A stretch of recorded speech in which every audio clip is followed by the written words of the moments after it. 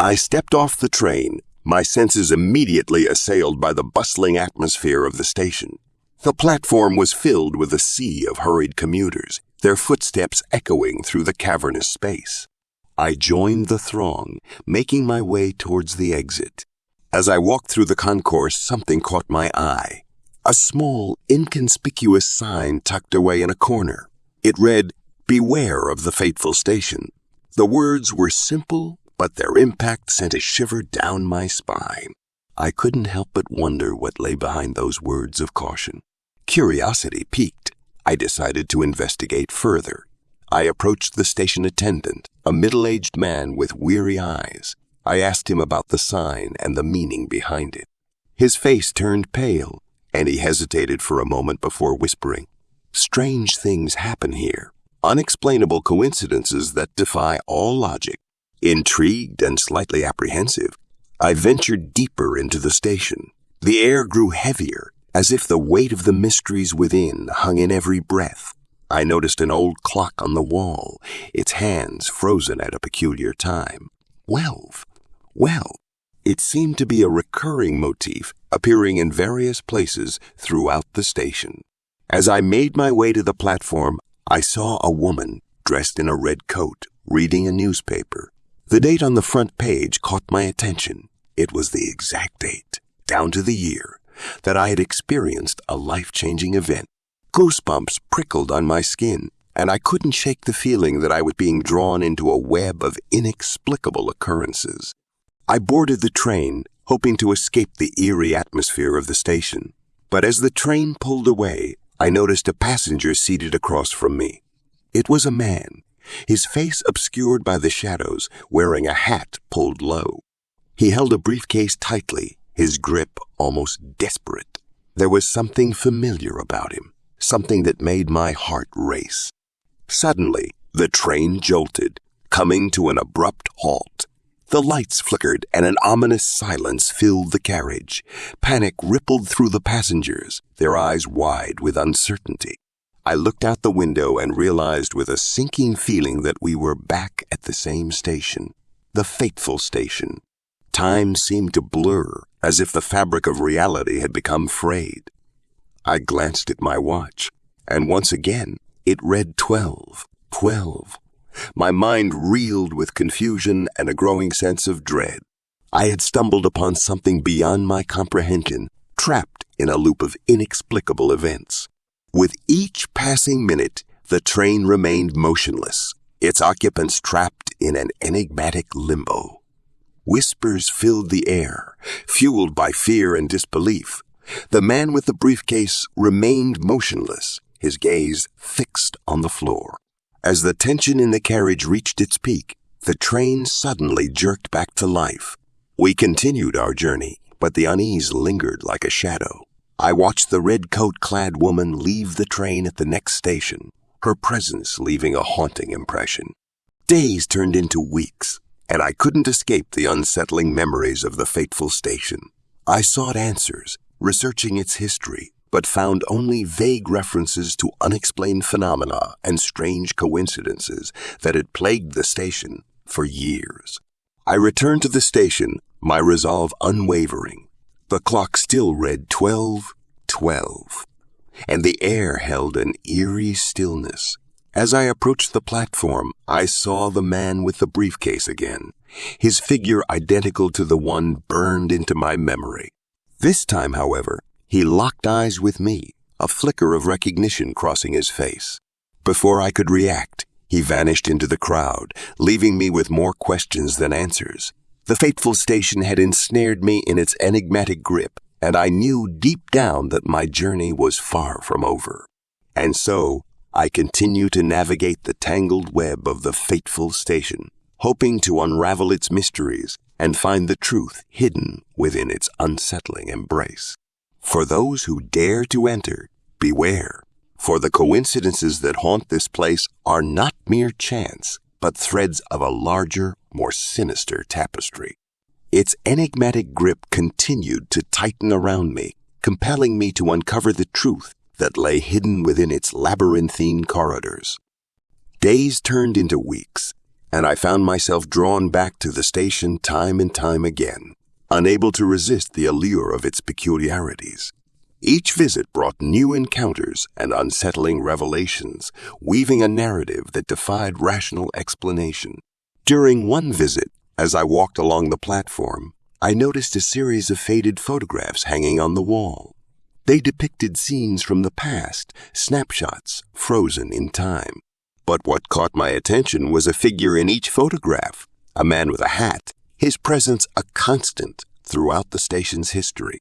My heart pounded in my chest as the realization dawned upon me. The man with the briefcase, the figure that had eluded me, was no ordinary passenger.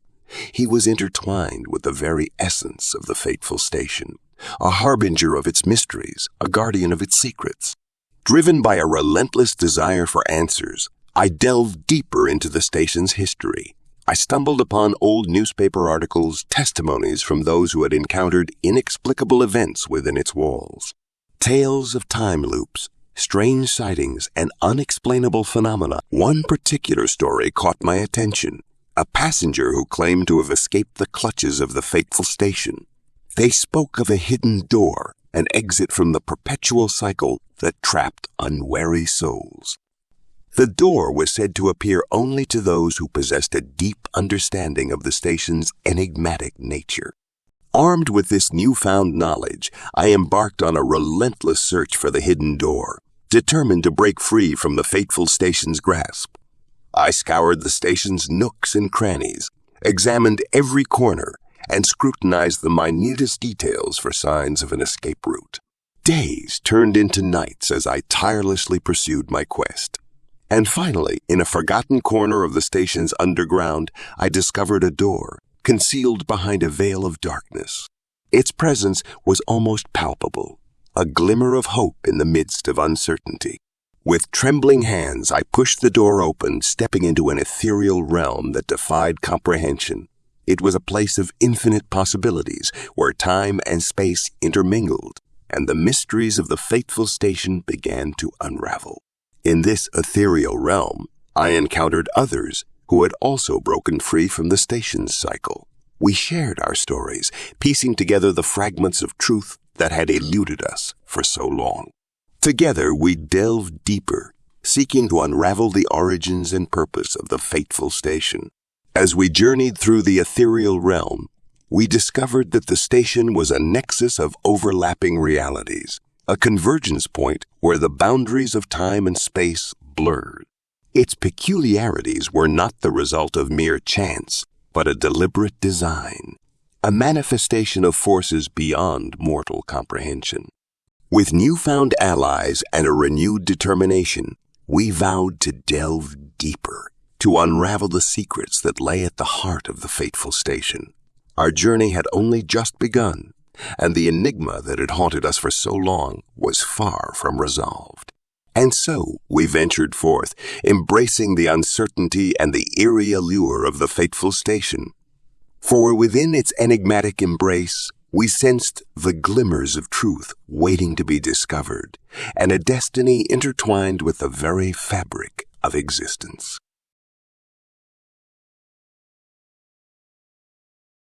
I was hesitant to enter the dimly lit, nearly deserted supermarket. The flickering fluorescent lights overhead cast an eerie glow on the worn linoleum floors. As I stepped inside, the automatic doors creaked and groaned, as if warning me of the impending dread that awaited within.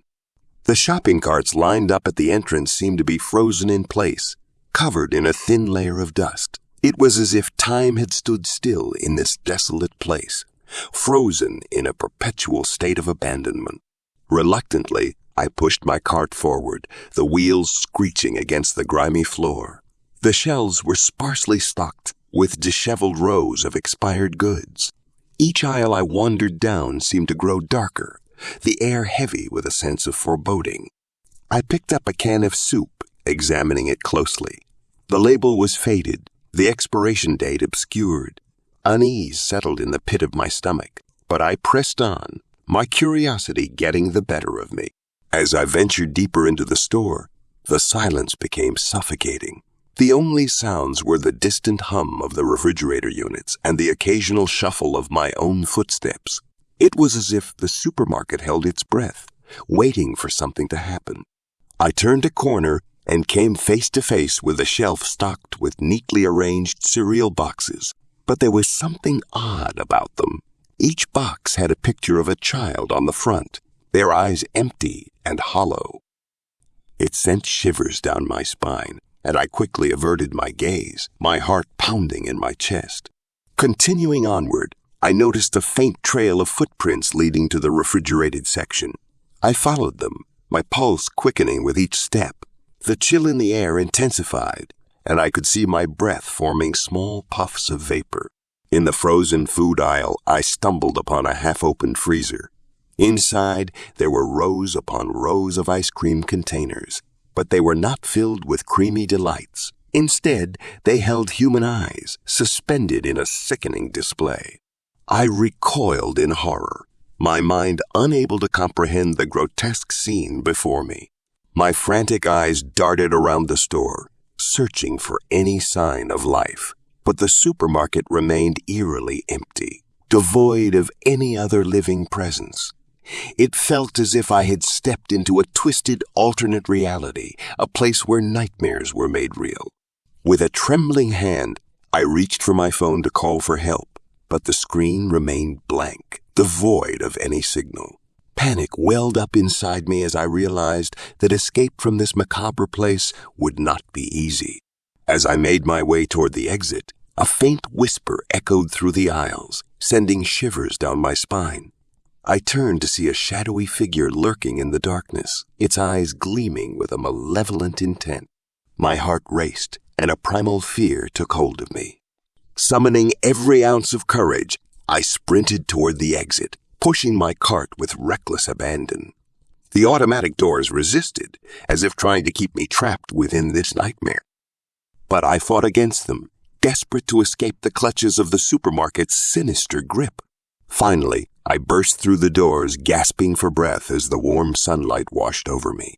I looked back at the supermarket, its facade now appearing dull and unassuming. It was as if the horrors I had witnessed were nothing more than a twisted figment of my imagination.